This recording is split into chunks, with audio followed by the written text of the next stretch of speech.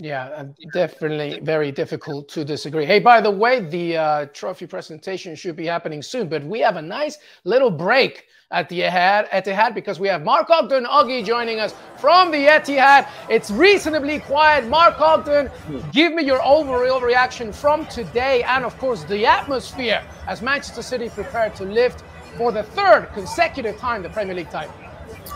Yeah, well, I think last night's result kind of denied us that ability to watch City win the title today. But when a team wins the title without playing, the next day seems a little bit flat. And I've got to say, the game did lack a little bit of intensity. It was a little bit flat. And obviously, Pep made 9 changes, and we saw the B team. The B team beat Chelsea, which is quite a scary prospect. But I just think this reminds me a little bit of the days when Man United were dominant in the late 90s, early 2000s, where they won titles and it almost became like second nature. I mean, City could win this title by double digits, 10 points, 13 points in.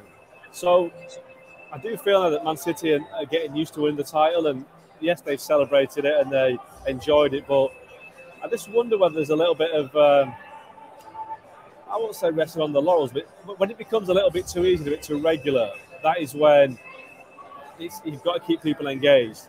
And that's the next test for Man City and also for the Premier League, because no team has ever won 4 successive titles, and City can do that next year. And they're rewriting so many record books that could be the next one that goes. So it's keeping everybody excited and interested, because the Premier League is sold as the most exciting league in the world. And does that remain if Man City win it by 10, 12, 15 points every year?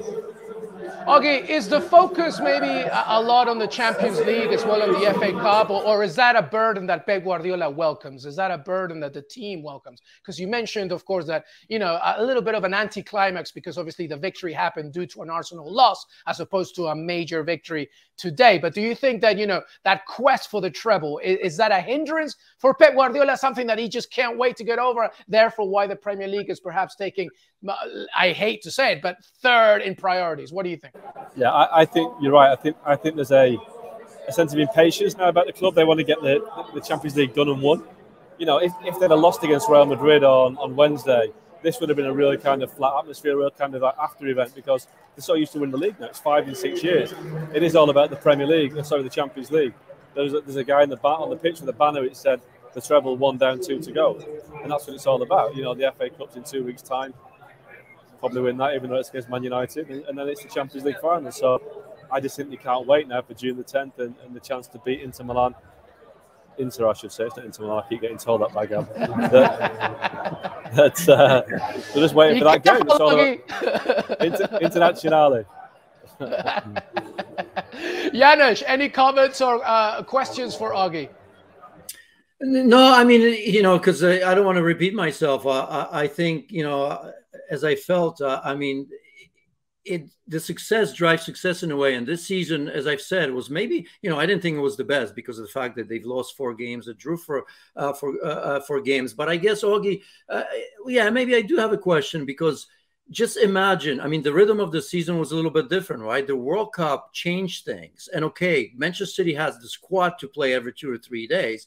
But I just imagine if they had normal rhythm of games, I think we'd be talking about a season like we normally talk, even though right now, 93 goals, again, I'm repeating for yourself, best in the league, 31 conceded, which is a lot for somebody like Manchester City, I think.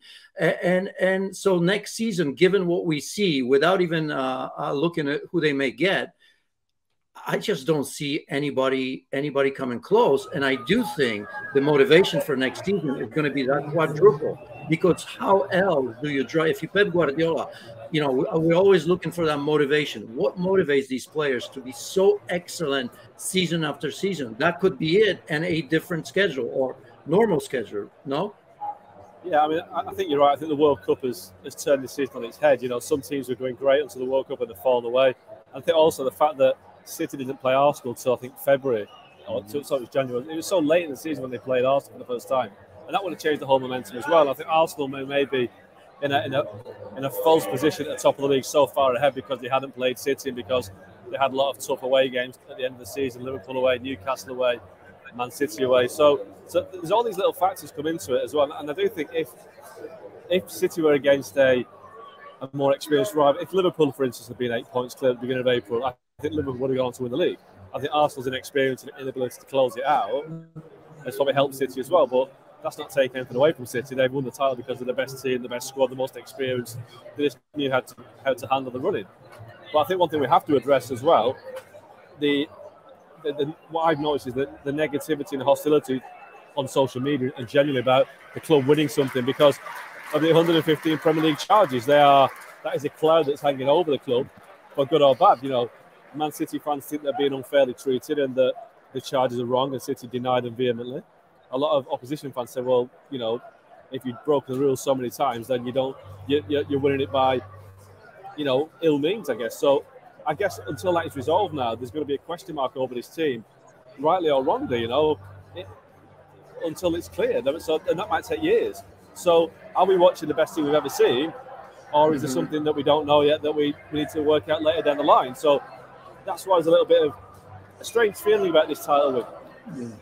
Yeah, just before you leave, because I know the noise is going to come in a second for the presentation, but to that point, adding to that point, Augie, do you think that also was an added initiative, a motivator for the squad and Pep Guardiola to say, you know what, regardless of all the noise, we want to get this done and get the treble, just to show you that what it's done is achieved on the football pitch? What do you think?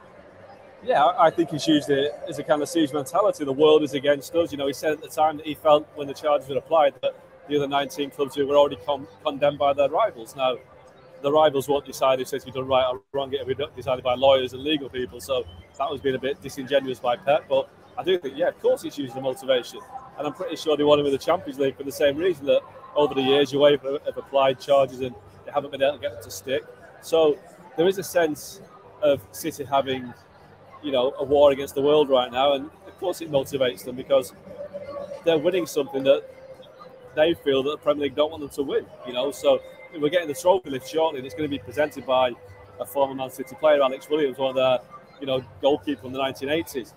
Not by Richard Masters, the Premier League chief executive. Now, is there a message behind that? Is the Premier League chief executive not giving the trophy for a reason, or is just letting a Man City former player hand it over? Not that it's strange, but, you know, we're in strange times.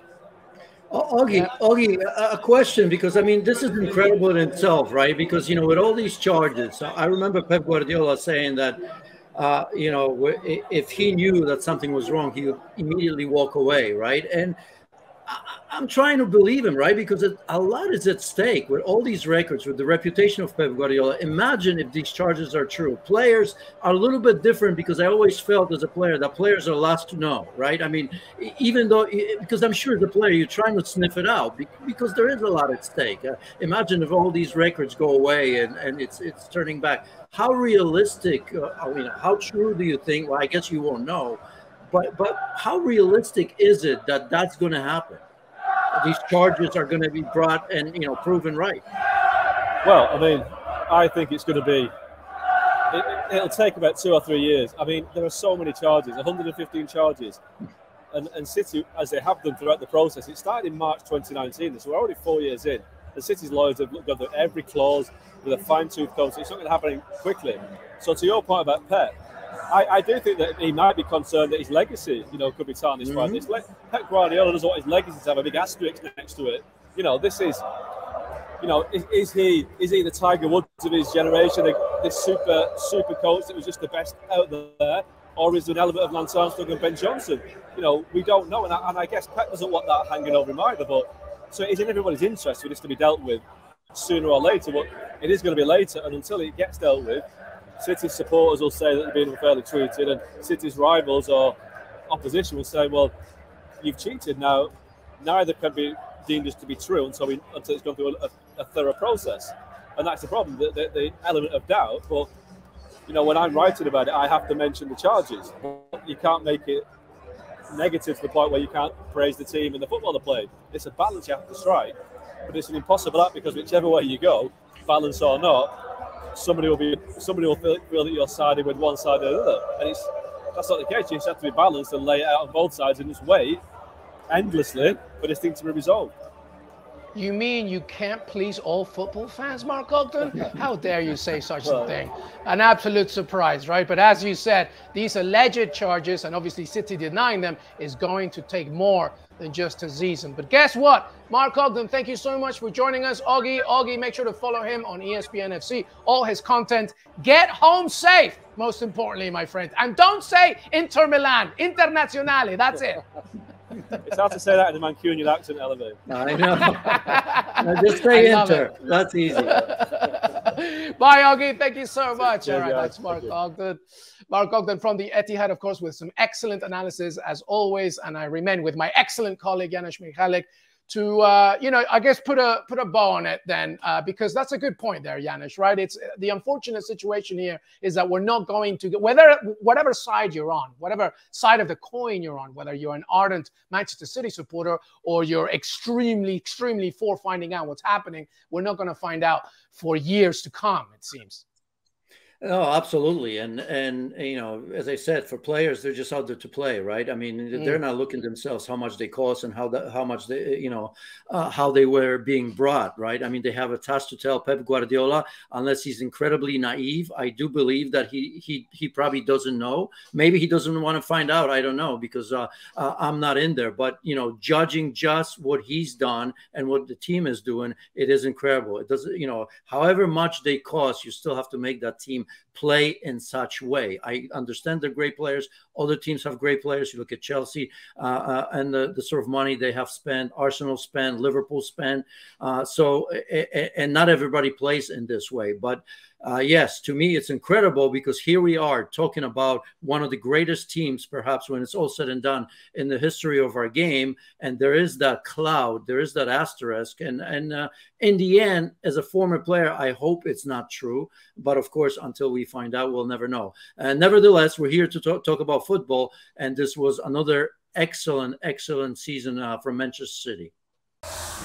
Well, thank you very much for watching ESPN on YouTube. For more sports highlights and analysis, be sure to download the ESPN app. And for live streaming, premium content, and let's not forget as well, ESPN FC 7 days a week. Subscribe to ESPN Plus.